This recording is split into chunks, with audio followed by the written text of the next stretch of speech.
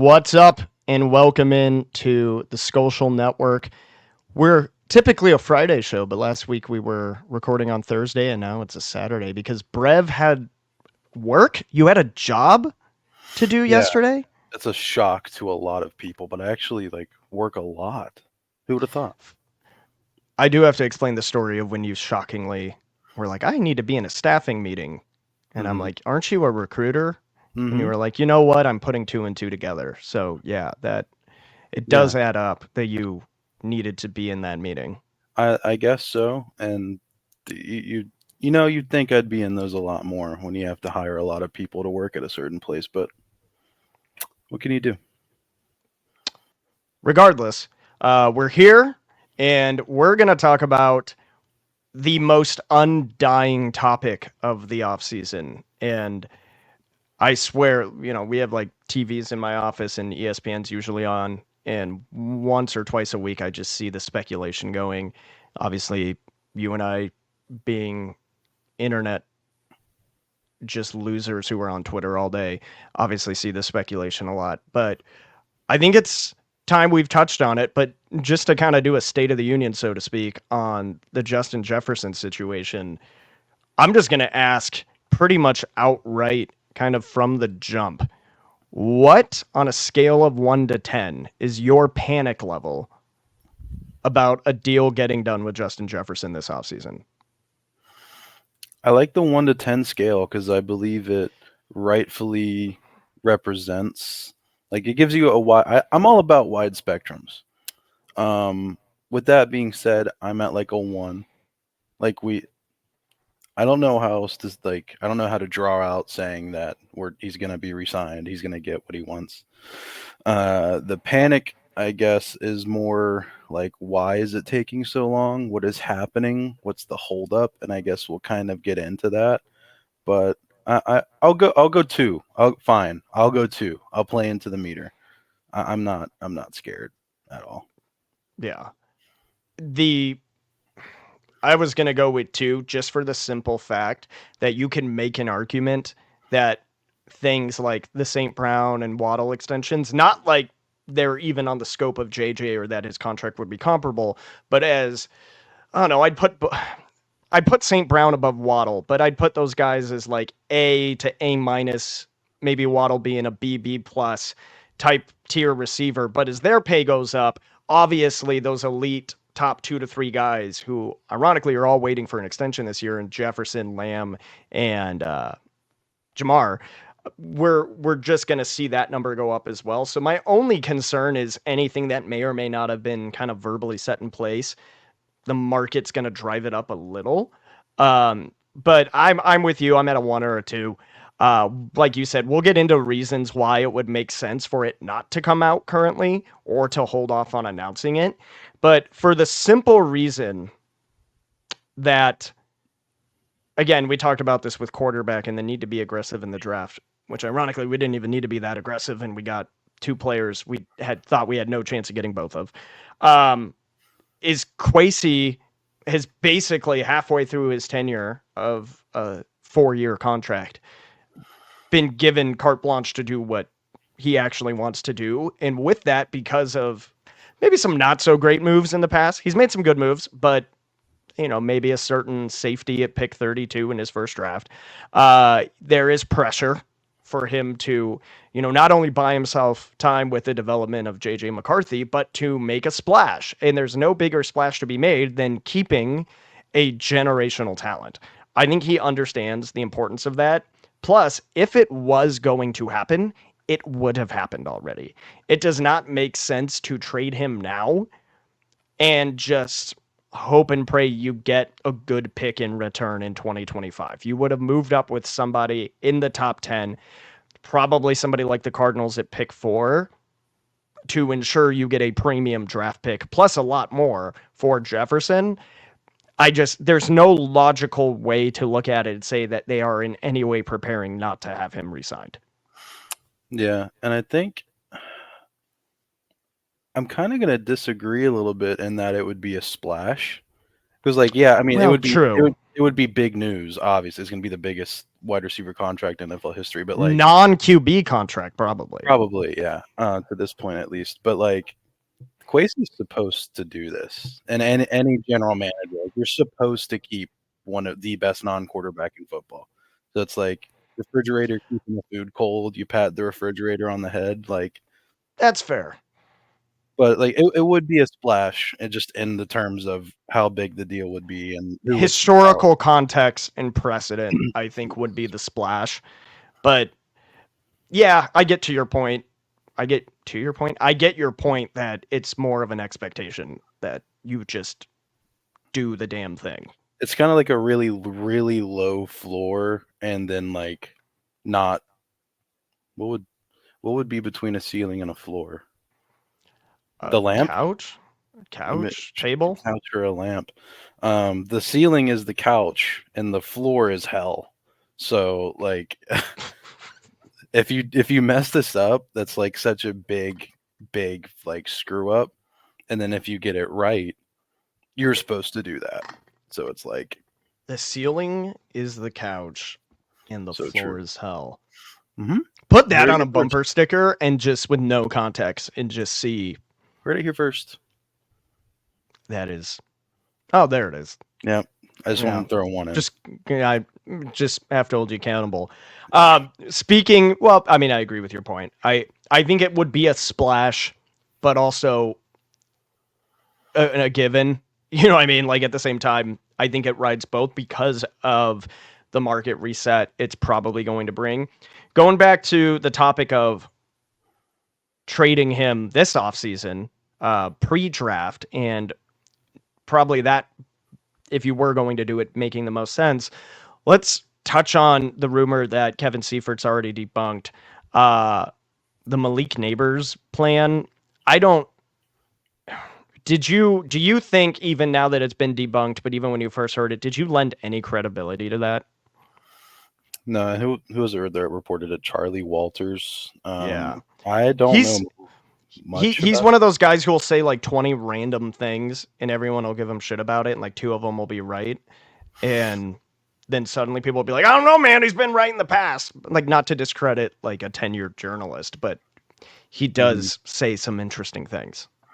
So I try to look at it. I think a lot of Vikings fans or just fans of teams in general see something that they don't want to believe, and there's like, oh, no way, no way, no way. So at first I was like, I mean, this is kind of crazy, but there's a lot more conversations like that we will never even know about that have been had just about all over the NFL. Oh yeah. Um, so I kind of gave it some grace with that. And then I literally thought for 2 more seconds and was like, think about everything the Vikings did this offseason to set up No for sense. to set up for a quarterback. You're gonna trade up for a receiver, and I guess the logic behind that would be like they would get an okay pick back in the Jefferson trade, but still, like, there's no logic to it. Yeah, I would assume a package would look, probably moving up to 4 or 5. I know 5 was the identified pick, as Jefferson in 23 for 4 or 5 outright. So you could pick 11 still and try to leverage that and maybe a future for, I don't know. It's not even worth speculating on to me, because Mhm. I think the report used a keyword, and I talked about this on the Minnesota Sports Talk episode the other day, is it was buzz. Am I going to, do I think this was an actual plan the Vikings had? No. Do I think it could have been just a weird rumor actually going around the draft? Possibly. I'd say like 10-20% chance I believe that. If it was to have happened, I think it could have been a gut check on the Giants' intentions. That's the only way it makes sense. Because if we identified Neighbors as a target we would take at 5, and all of a sudden they start having conversations to move up to 5, it might show their hand. This could have happened, and that's why we stayed pat and let them take Neighbors, because we knew they weren't going to jump for McCarthy. Um, it could also just be my own theory, and that's really all it is maybe that's the case, maybe it's not, who knows. But like, to your point, that is the only logical explanation I can make, was it was to gut check the Giants and see who their target was. and just put that rumor out there for that sake. I we don't know. It's just the only thing that makes sense to me in any way. I mean, when you're making theories about theories, you could go a million directions. And I'm sure it was something to like, it could have been like the Giants called the Vikings asking about moving up to 6 or wherever they were at because the Chargers were at 5 and being like, hey, you want to move up? And then you play the game at telephone, you hear that happened to this, to this, to this could have happened. And then Charlie Walters could hear, oh, they were moving up for Malik Neighbors maybe. And that could be it. But even at that point, like, what's the benefit of Charlie Walters saying that? Which then is me like, maybe there was something to it. I don't know. We will never know. It doesn't matter. It's called engagement farming. Yeah, that is true. Like, Good point. especially at this stage, it brings no benefit. It has no implications for the team now.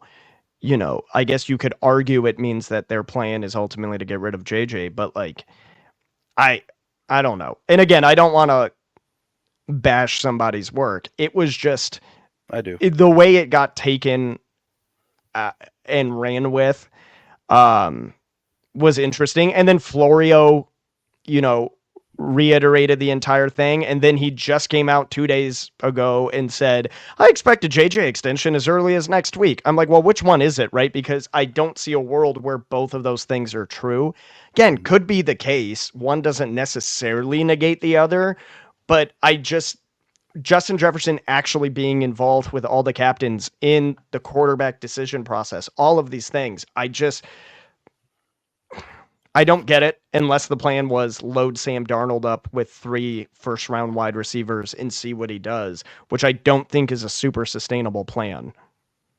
No, I think at the end of the day, it's more toward what you said about engagement farming and late May reporting. Because like even we know, like I can't imagine the people that truly do this for a living.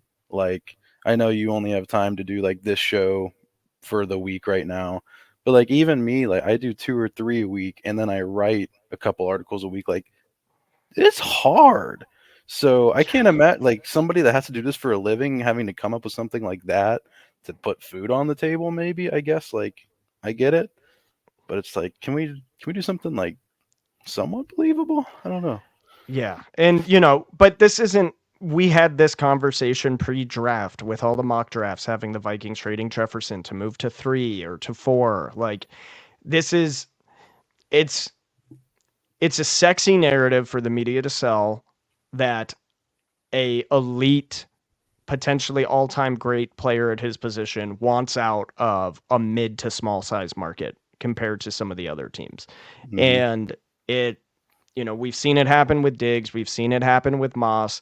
So there is precedent, but like people forget, and I see it drives me crazy, some of the things, well, they're not going to announce it now because the Vikings announce their extensions during training camp. And I'm like, the Vikings aren't always the same people. What they announced with Hmm. Diggs isn't the same as Adrian Peterson, isn't the same as anything that happened before that. It's not even necessarily a guarantee with Quasey just because it happened with Hawk last year. So like we don't know. But this is where it gets interesting is okay, if all of those things are just hearsay and we're not lending any credence to them, why hasn't there been a contract announced? So, what are your thoughts as far as just very generalized reasons as to why it maybe doesn't make sense to have this done already? I think the most, I guess the easiest one is like these. So CD, JJ, and Jamar, like they might all just be waiting on each other, and JJ is getting all the attention on why he hasn't signed an extension, and so everybody's doomsdaying about him, like, oh, he wants to leave Minnesota because he hasn't signed an extension yet, and Stephon Diggs left, and Randy Moss left, and Percy Harvin left. Um, so, and I get why he's getting that just because of the history, and he's the best wide receiver on the planet. CD's getting some attention about his extension, and then I don't see anything about Jam. Well, Jamar was a year later, so that's Mm-hmm. why. It's the Um, timing. yeah, But to your point, Jefferson got a ton of attention on it last year. he did. So he was held again. I think it's just they're not one of the sexy teams that they can just immediately guarantee people want to play for in the media's mind. So Yeah. Well, Dallas is Dallas. Cincinnati is a mid-market team that's now super popular. I guess Minnesota's the team that somebody would want to leave, which is crazy given the infrastructure and how much the players love it there. I drives me insane. So, and it just kind of seems to be this game of cat and mouse between CD and JJ and their agents and camps and whatnot, because they're the same year, so their contracts are going to expire at the same time. But it just seems like they're kind of waiting on each other. Mm. Um, and I I don't know. I think people think these like JJ and CD's contracts are going to be like so much different, but they're really not. Because Justin Jefferson, of course, is the best receiver on planet Earth. Like these, like Tyreek. I completely understand the Tyreek thing being equal or better. CD's like right here. Like Yeah, Jefferson's the best in the league, but it's not by some like wide margin. I've got CD in my. I think CD's probably four behind Jamar Hill and JJ. So those contracts are going to be similar. They're just like, comparable. yeah, I think they're just kind of.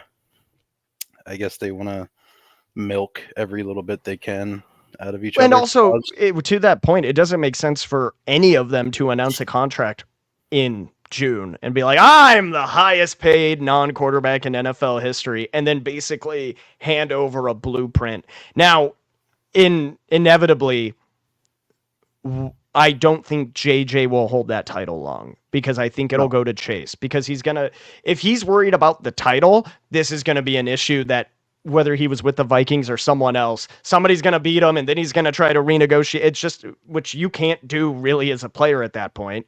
I Hmm. guess you could, but what's your leverage, right? None of it makes sense. So do I think it is kind of if it is, I want the title funnier to wait till training camp. And then now anyone trying to catch you has to negotiate in the season, which historically has been proven to be a bit of a tougher thing to pull off effectively and efficiently. Yeah, maybe. But I, uh, I think you're right. But I think at the end of the day, even though they are comparable, like they do different things. People argue all the time, Cowboys fans like, well, CD's better because he has more touchdowns. Well, he doesn't.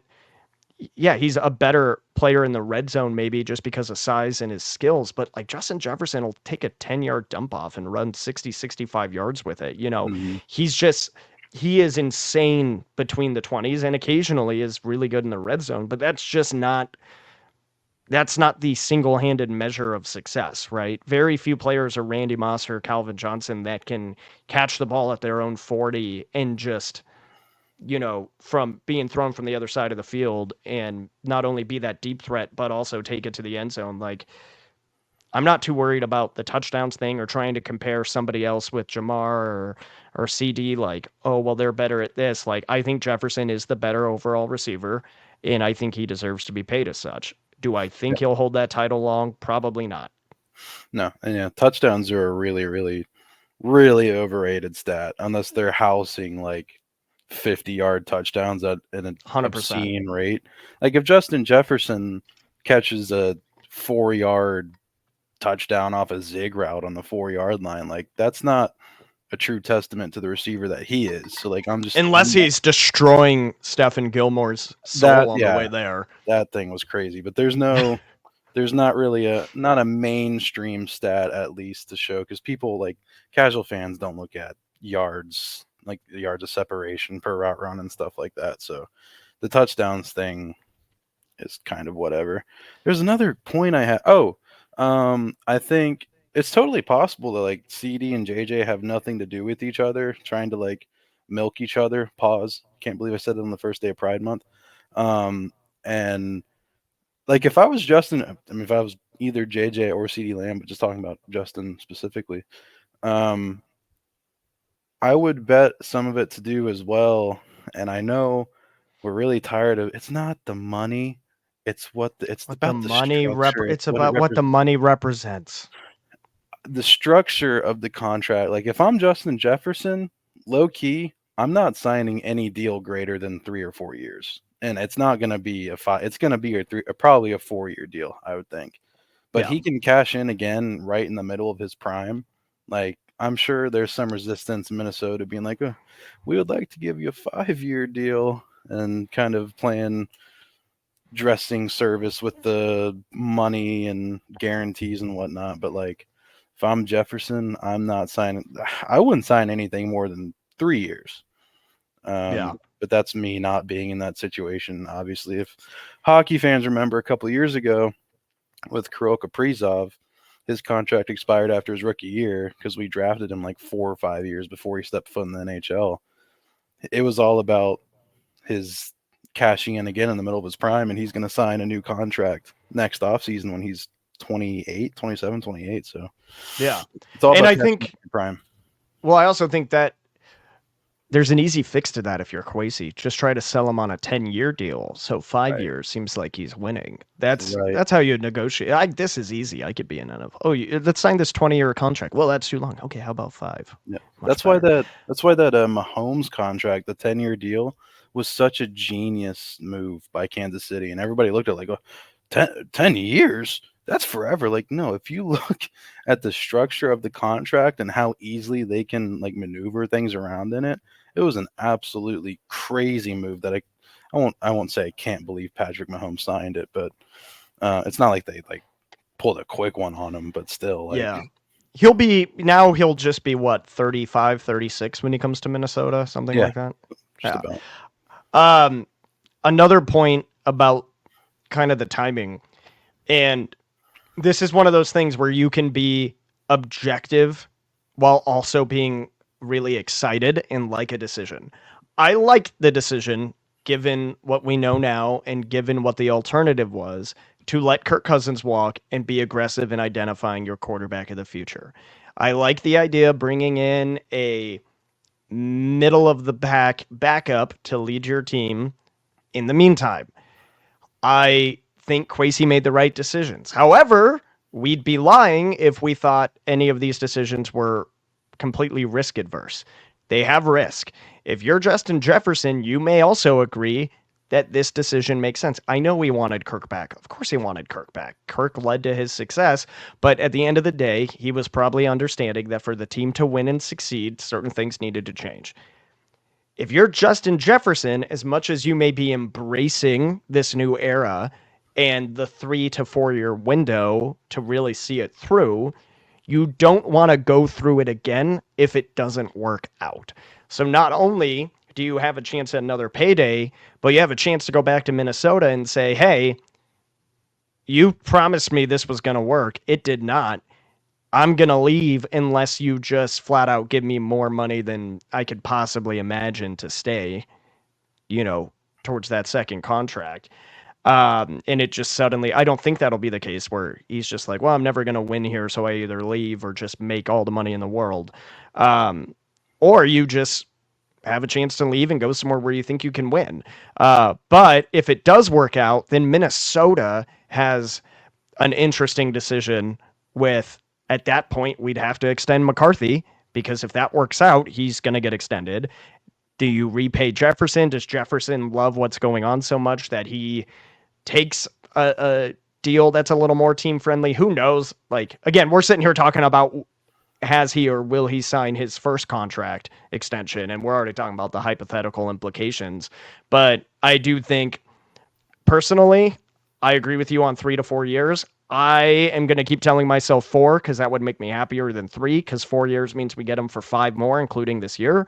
Um, I think that would put him at 29, which, what? I mean, we've seen receivers have success until they're what? And this varies, but like typically the fall off's around 32, 33 for these I elite receivers. I'd say 30, One. 31. It depends on your play Yeah. style, but That's true. I mean, Devontae, we haven't seen him at his best because of the situation he's in, but I think he's 30, 31, and he's yeah. still a talented player. Stephon Diggs is 30. Yeah, Diggs is 30, which is crazy.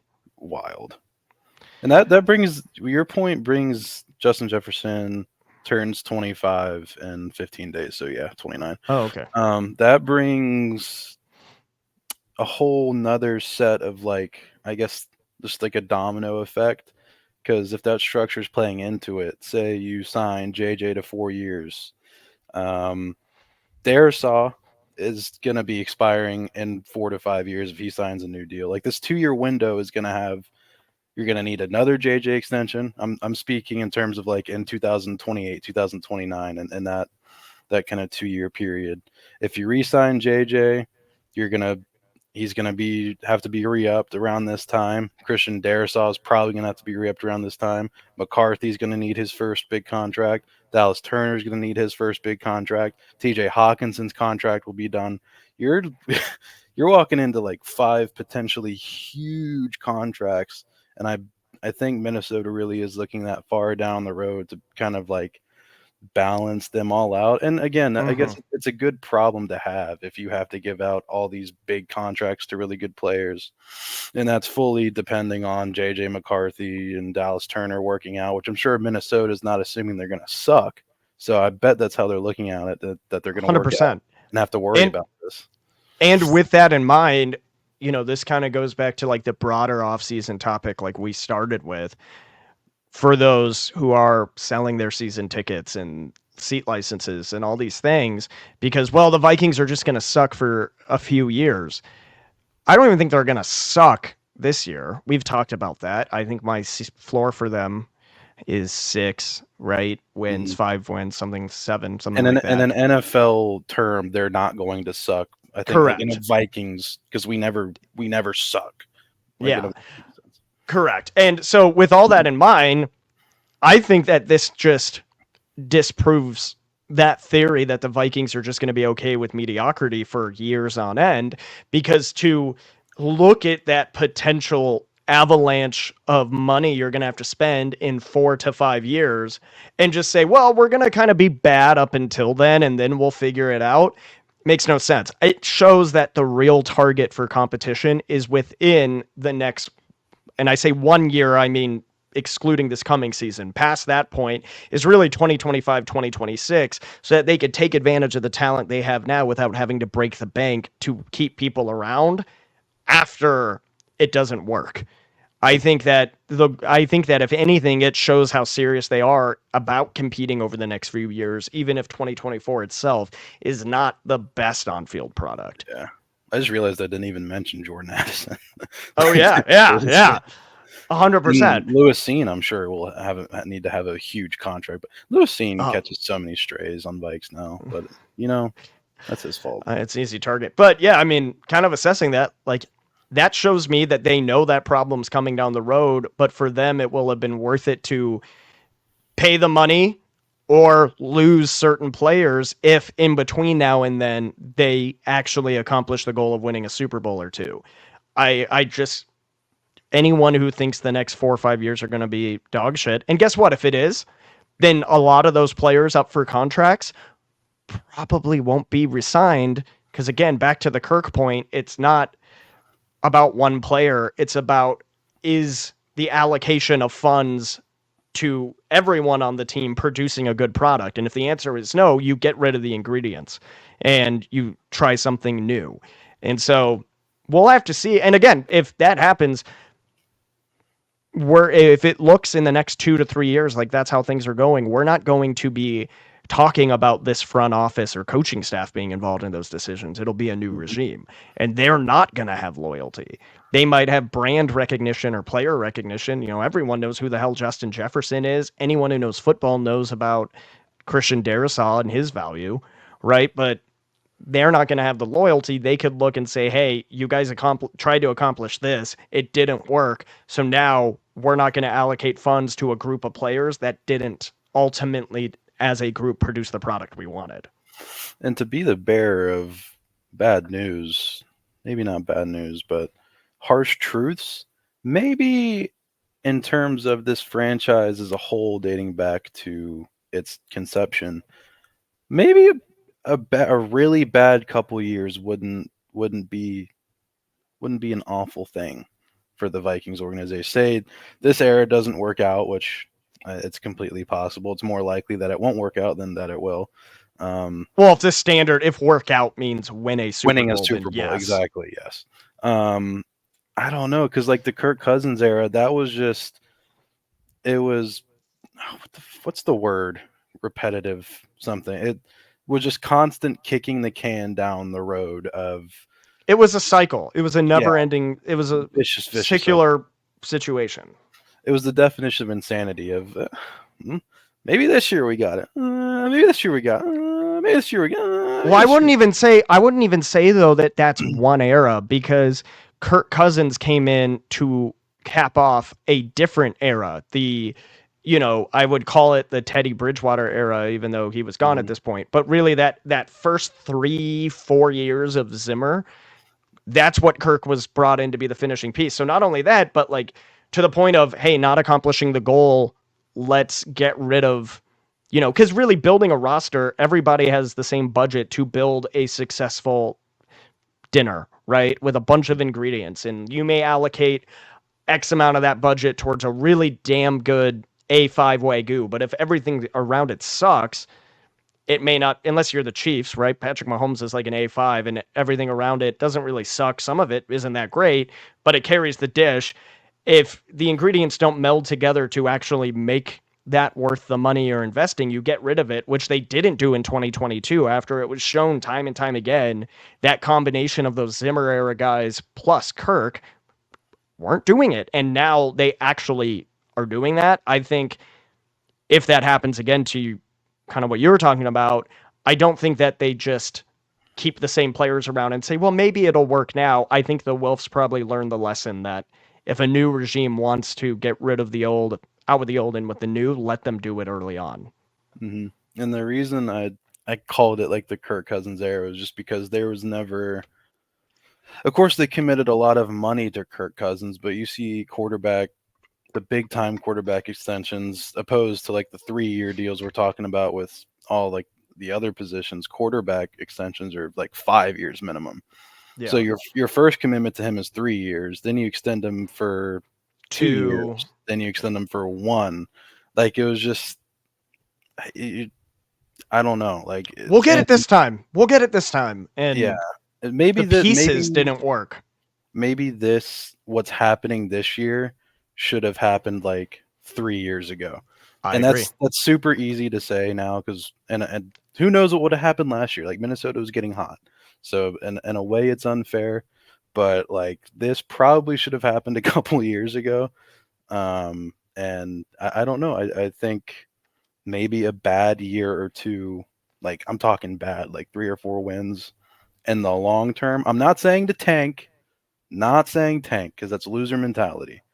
But a bad year or two, just in a general sense, wouldn't be awful for the future of the franchise. But then I don't know. I don't think that's going to happen. I think there's too much talent on the team to let that happen. No, I don't. And that's where, but kind of bringing it full circle, I think that the intent there is that this team is truly competitive in the next 1 to 2 years. Because you look at a window for like Detroit, like they're going to run into that issue of, oh my God, we have so many talented players. Oh shit, we have to somehow pay them all in the next 3 or 4 years, right? And if the Vikings can kind of take advantage of that, not to downplay the Packers or what the Bears could become, but right now you got to aim for number 1. And as weird as it is to say, that is the Detroit Lions in our division. And still God knows so what they're weird. going to be after Ben Johnson leaves, and I don't know when. 100%. If he goes to the Bears, I am just giving up on football. That would be the worst case. That would be the absolute nightmare scenario. Is him going to the Bears? I would. Yeah. Anyways, off topic. And all due respect to Dan Campbell, but like. If Ben Johnson leaves, that's going to be a huge punch to Detroit, which then raises Minnesota's stock and going for the division. That'll happen in the next 2 years. And Dan Campbell, he's a bit of a psychopath, a bit of a for better or worse. Going for it on 4th down in the NFC Championship, but it worked in the regular season. Well, guess what? The conference championship in San Francisco is not. It's not the regular season. Sorry. One last thing to talk about, and this is something some people don't comment on. We haven't commented on, and we'll try our best to navigate it as best we can. But I think if you're sitting there and you're listening to us, you're like, yeah, whatever. You either disagree with us or you kind of understand where we're coming from, but you're more panicked as far as your scale. Maybe you're on a 6, 7, 8. I don't know if anyone's truly on a 10, but the New Jersey thing a couple of weeks ago, is Justin Jefferson going to go to the Jets or Giants? He's in New Jersey. like if you wanted to get traded, you just show up somewhere in person, like a free agency visit. Just cracks me up. That's how it works. Um, Another reason to maybe not announce the contract now, and all you have to do is Google Justin Jefferson court case. I know most people are aware of this. He is in a paternity suit right now in New Jersey, hence why he was in New Jersey. Um, People have shared opinions on that and how JJ handled it, slash, the plaintiff handled it. We're not going to get into that. That's for the court to figure out. Look at us being responsible Yeah, and respecting due process. good. But uh, you look at basketball with Eric Spoelstra, signed a record breaking contract extension with the Miami Heat that had been long agreed upon, was not announced until after his divorce hearing was done and the payouts had been finalized. Because if he had suddenly announced that he was making X amount of money more than what he was, that would have been included in any payouts. It would have been based off of his new pay and not what he was making. Not to say he wasn't making money at the time. He was still multiple NBA championship winning head coach Eric Spoelstra. But I would say it's probably safe to assume that even if a deal is agreed upon in principle, Jefferson would want this situation to be finalized before suddenly showing the world how much more money he has. Yeah. We can only talk about it, but so much. But usually, if you're on the hook for some money and you're probably about to sign a $175 million deal, you might want to wait on Not it. Yeah, Yeah, not flaunt the large amount of new money you just came into possession on, breaking especially news. with a potential child support case. Yeah. Um that So if you're looking for logical reasons, people yelling on Twitter, why is it not done? Why is it? We all want it done. Like, I want it done. My birthday's next week. I would love to wake up and see Justin Jefferson signed and personally wishes Jason Harmon a happy birthday. I'd be like, that's Mm-hmm. incredible. Great. I'm Oh, hashtag blessed. mhm. I don't think that'll happen. I think that he's going to want to get this in order, which makes sense. Again, it's not taking sides, or we're not going to get into the whole details of it, but it makes sense that he would want to keep as much of his money as possible, I think. Don't don't the Wilfs also like live in New Jersey? I'm sure they have 15 houses, but Yeah, their they're from primary New Jersey. location, but I don't know why you'd be talking to the Wilfs out there when OTAs were going on. You know what I mean? Oh, I'm just trying to cope. No, I mean, I think this is probably the most logical answer. Like, Yeah. at the end of the day, he's in a court case. Leave out whatever thoughts there are on it. He probably wants to keep more money than he loses at this point, and it's probably just a wait and see game. What an Do I? asshole. I know. How dare he want to make his money? But there are reasons for everything. Whether it's that, whether it's not wanting to hand the blueprint to immediately one up the contract to one of his friends slash, healthy competitors in Jamar or CD Lamb. There's reasons to wait. We all want it to be announced sooner rather than later, but he's going to make the decision that ultimately benefits him the most. So true. You're so right. Remember when you thought this would be like a 10-minute quick hit episode and we No, I just, didn't say 10 minutes. whatever. You said short. Well, I meant short for us is like 25, 20, 25. Yeah. No. I think I'm going to pat us on the back. I think we made some valid points, and I look forward to people disagreeing with us in the comments, calling us ADHD idiots. I look forward to people using code Brev on SeatGeek. Wow, that's I need to put that on every the single time. front of the episode, not the 39th minute. Yeah, when people have already checked out or like fallen asleep on the toilet watching. 37 minutes ago. They're talking about Justin Jefferson. Oh God. Yeah. I could say how much like I hate Pride Month right now and people wouldn't know, which I don't. I'm just saying like Why?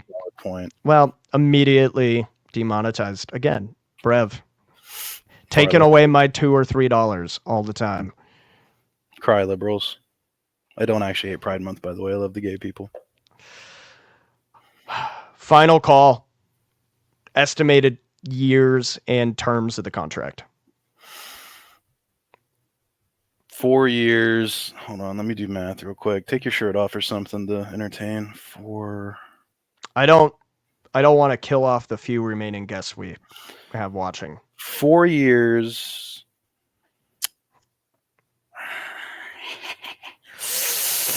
Ooh, 4 years, $146 million with $132 million guaranteed. That math doesn't make sense. I'm going to go 4 years, 132 is the base. I'm going to go about 105 guaranteed. And I'm going to push that up. That comes out to about 33 a year. And I'm going to push that up to 40 a year based on incentive hits. I had him at 36 and a half just yearly on because I did a super broad. Yeah, no, that's all encompassing. I mean, these people try every time somebody technically tries to describe a contract structure in like a quick tweet, it's typically missing an insane amount of context. Yep. As we learned, what situation was it this past year? Oh, it was the Madison situation where he got cut and everyone's like, the Vikings are going to eat all this dead money. And everyone's like, actually, no, that was completely wrong. I'd have been perfectly fine with paying him $3 million to not be on the team, though. Sorry, Alex. He's still watching. Well, he's in Vegas right now at the Raiders facility being like, damn it, Brev again. Got me from the top rope. That motherfucker. So, yeah, like the Jonathan Grenard contract is like 4 for 76, but low-key it's actually just a 2-year deal for like 40-something. Same with the Kirk situation. People are like, oh my God, they signed him for 4 years. No, they signed him for 2, realistically, and they'll eat $10 million if they cut him in year 3. But so now, good news for Michael Penix. You'll only be 35 when you get to play now. Yeah. And you'll only have 3 ACL tears. He's going to be on the bench. How is he going to hurt himself? I don't know. You'd be shocked. He's going to trip getting into Kirk's new minivan. Chris Finch was on the bench. That's fair. Well, not on the bench, but, Shout out to Devin Booker. The guy sucks. I hate him. Happy Pride Month to him. On that note, Justin Jefferson's going to extend. Stop freaking out. Everything's going to be good. You don't have to worry about putting your 18 jerseys in a box. In fact, I highly recommend you invest in one if you haven't already, because he's going to be around. We'll see you guys next week. We'll talk to you soon.